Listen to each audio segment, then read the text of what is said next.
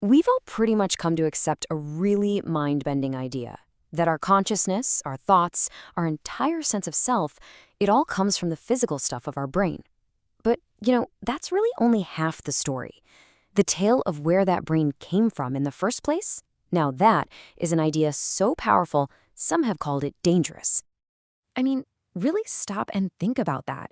It's a material object, right? Just a 3-pound lump of tissue that is, right now, generating your entire universe.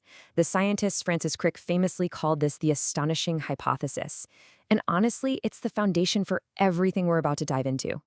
But the truly radical part, the part that really shakes things up, is the story of its origin. This is what the philosopher Daniel Dennett called Darwin's dangerous idea.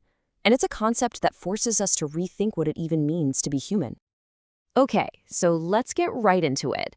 We're going to start by tackling a question that has puzzled thinkers for centuries. How in the world do we explain all the incredible, intricate complexity we see in nature?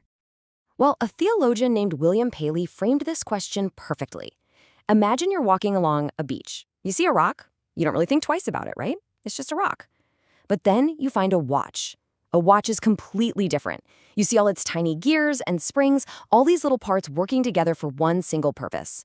You'd never, ever assume it just appeared there by accident. You'd know instinctively that it had a maker, a designer. And Paley took this a step further. He compared that watch to something even more amazing, the human eye. Think about it. Both have a lens, both have a focusing mechanism, both are encased in black. But the eye is just so much more complex than any machine humans could ever build. For Paley, the conclusion was inescapable. The eye, too, must have a designer, just an infinitely more intelligent one. And, it's a powerful argument. It was convincing for most of human history. But what happens if we start looking a little closer at the supposed blueprints? What if the designer wasn't quite so perfect? And this is where some cracks start to appear in that argument. Just consider our own bodies. We have a tailbone, but no tail. We get goosebumps, which should be really useful for fluffing up fur that we don't have. Even the eye, that masterpiece of design, has a blind spot. It's literally a wiring mistake. And let's not even get into the bizarre detour the male urethra takes. These little glitches are pretty tough to explain if you're assuming a perfect, infallible creator.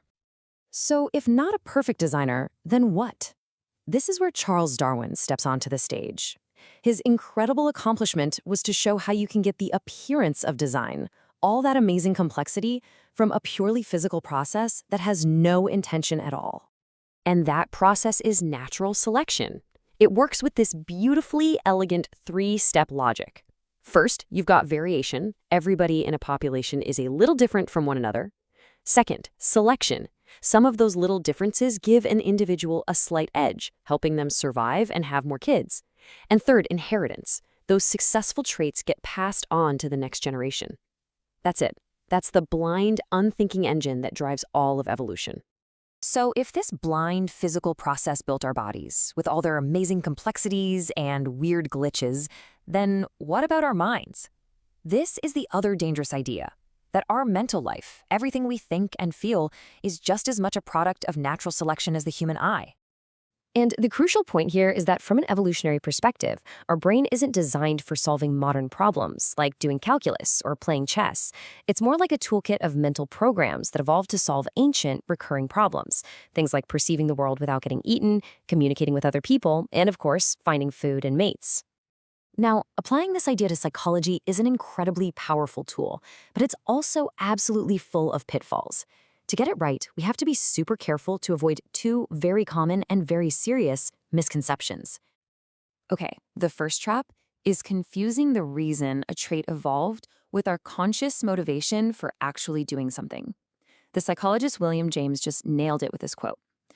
"Not one man in a billion, when taking his dinner, ever thinks of utility. He eats because the food tastes good." This gets at 2 completely different levels of why. There's the ultimate cause.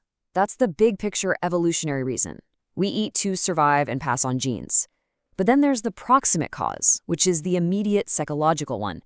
We eat because I'm hungry and it tastes good. You're not consciously thinking about your genetic legacy. You just feel hungry. It is absolutely critical not to get these 2 levels of explanation mixed up. All right, on to the second major trap. This one is believing that every single thing about us has to be a perfect, finely tuned adaptation that was designed for some specific purpose. And that's just, well, it's just wrong. The truth is, a lot of our traits are just evolutionary accidents or byproducts. For example, color vision is very likely an adaptation for finding ripe fruit, and a fear of snakes definitely helps with survival. But back pain? That's probably just an accidental byproduct of us walking upright. And our love for chocolate or binge-watching TV? Those are simply modern things that hijack our ancient desires. Our brains evolved to crave sweet things and new information, and today's world just puts those cravings into overdrive. So, all of this leaves us with a fascinating and maybe a little unsettling final thought. In a way, we're all running around with Stone Age software on modern hardware. If our minds, our fears, our desires, our biases were all built for survival in a world that is long, long gone, what does that mean for us today? What are they for now?